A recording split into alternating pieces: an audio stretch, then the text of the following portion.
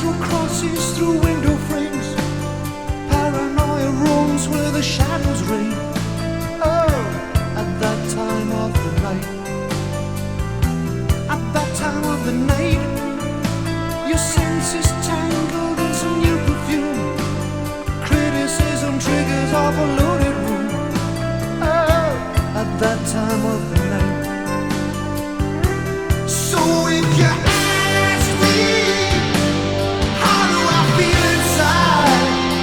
I could honestly tell you, we've been taking on a very long ride. And if my owners let me have some free time someday, without good intention, I would probably run away, clutching the short straw.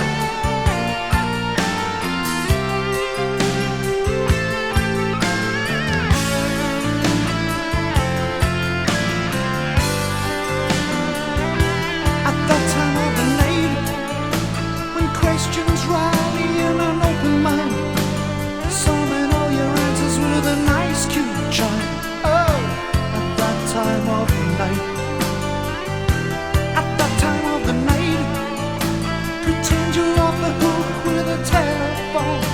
Your confidence wounded in a free fire zone. Oh, at that time of the night.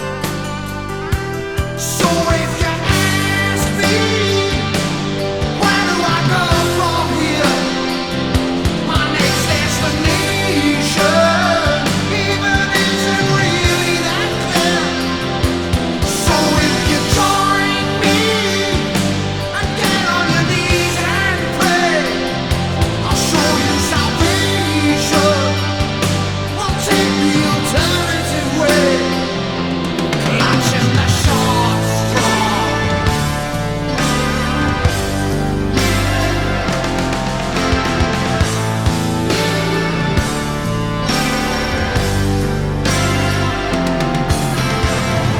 If I had enough money, I'd buy a rifle, I'd throw you over there. A companion in the madness, in the mirror, the one with the silvery hair. And some counsel, you please pick up my tab. And while we're at it, if they could pick up my broken heart. One red circle. One red circle.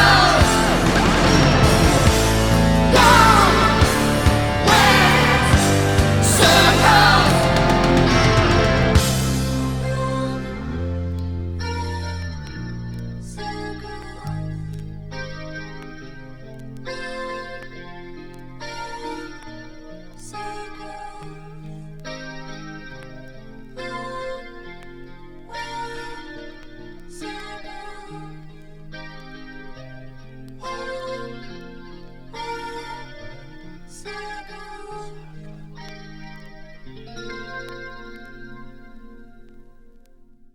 All right, everyone, ready to dive in. We're going deep with Marillion today. Always a good day when we're talking Marillion. Absolutely. And specifically, we're zeroing in on that time of the night. You know it. It's from Clutching at Straws. Oh, fantastic choice. That whole album's a trip. Right. And to guide us, we've got our friends at on Vinyl. They've got this really interesting take on the song, the whole inner meanings thing they like to dig into. Ever get that feeling? You know, it's like 3 a.m., you're staring at the ceiling, and your thoughts are just, going a mile a minute. Yeah, can't say I'm a stranger to those nights. Clock watching, waiting for the sun to come up. Right. That's the energy we're tapping into today with Marillion's That Time of the Night.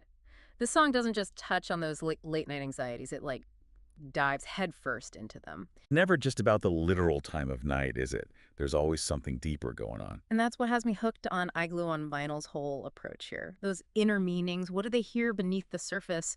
They point to the lyrics a lot. Right, and lyrically, there's a lot to unpack. I mean, you've got lines like, the streetlights paint the shadows long. Yeah. So vivid, so evocative. Oh, yeah, that one always gets me. Paint such a picture in your mind. But it's more than just a pretty image, right?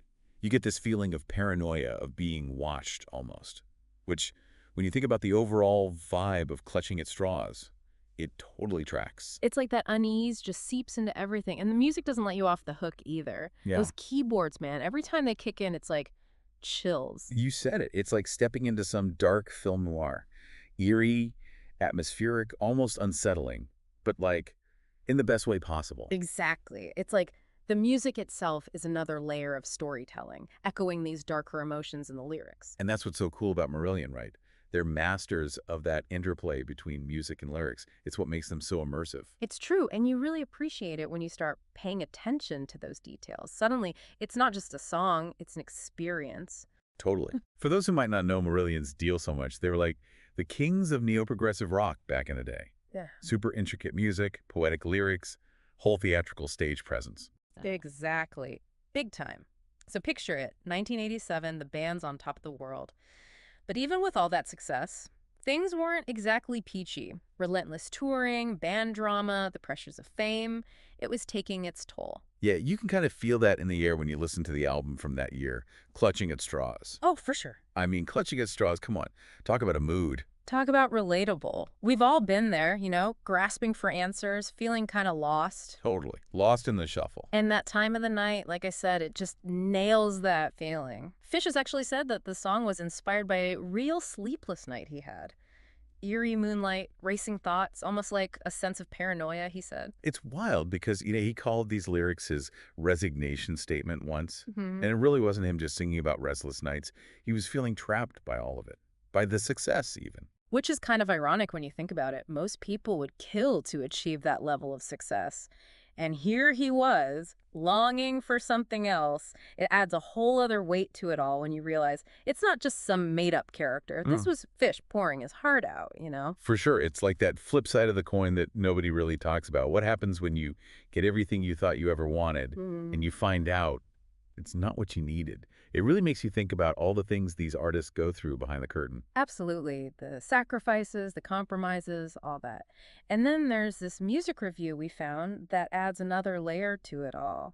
The short straw theory. Oh, yeah, the short straw. Like the idea that even when you seem successful on the outside, you can still feel like you drew the short straw in life somehow. And suddenly, you've got all these layers to unpack. You've got Fish's personal struggles, the weight of all that success, and then this idea of fate almost, like maybe life just dealt you a bad hand. I actually think the music adds to all that too. Oh, totally. Yeah. There's this melancholy kind of paranoid vibe to it, right? Those Yeah. minor chords, that haunting keyboard melody, it just gets under your skin. 100%. The music, the lyrics, it all just comes together to create this sonic representation of that 3 a.m. anxiety. Speaking of which, how about that last verse, that whole part about buying around for the companion in madness with the silvery hair? So cryptic. Oh, yeah, for sure. I've heard that one's about Fish's stage persona, that larger-than-life, almost mythical energy he had. Which makes sense. When you think about it, he was known for that whole, ancient soul thing, so theatrical. Right, like this magnetic performer. Exactly. Which, was a huge part of Marillion's allure, but it's also another layer of pressure on Fish, right? It's almost like he was wrestling with 3 things at once. Personal demons, the downside of fame, and then his own stage persona on top of it all. Which, to be honest, makes it way less surprising that the band was on shaky ground back then. I mean, Steve Rothery, the guitarist, basically said that this period was make or break for them. They weren't on the same page anymore, and then there were those rumors about external pressures, too. Oh, really? Yeah, like outside forces trying to steer the ship. It makes you wonder if maybe hitting it big was their short straw in a way, Right. Like, they climbed all the way to the top of the mountain only to realize that, wait, this isn't the right mountain. Exactly. They got what they thought they wanted, and it wound up being more of a burden than a blessing. It's like a Greek tragedy, almost. Total Greek tragedy. You don't know whether to root for them or lock them in separate rooms for their own good. Right. And to make things even juicier, you've got that whole whispering in ears bit. It's like some Shakespearean drama unfolding, shadowy figures pulling strings behind the scenes. It's a lot to unpack. So where does that leave us? What's the real story behind that time of the night? I think that's the beauty of art like this. It's not about finding a definitive answer. It's about what it says to you. Everyone's going to come to it with their own baggage, their own late-night anxieties. That's a good point. Maybe it's not even about one specific thing, you know? What if the song is actually tapping into something universal? That feeling of being a little lost, a little unsure, wondering if you made the right call, wondering if you somehow ended up with the short end of the stick. Maybe it's all of that. Or maybe it's something else entirely. Who knows? But it's definitely something to chew on next time you find yourself up late, listening to Marillion, lost in thought. All right, listeners, it's your turn. We're about to drop the needle on That Time of the Night with iGlue on Vinyl. As you listen, think about what resonates with you. What inner meanings do you find in this Marillion classic? Let's keep this musical conversation going.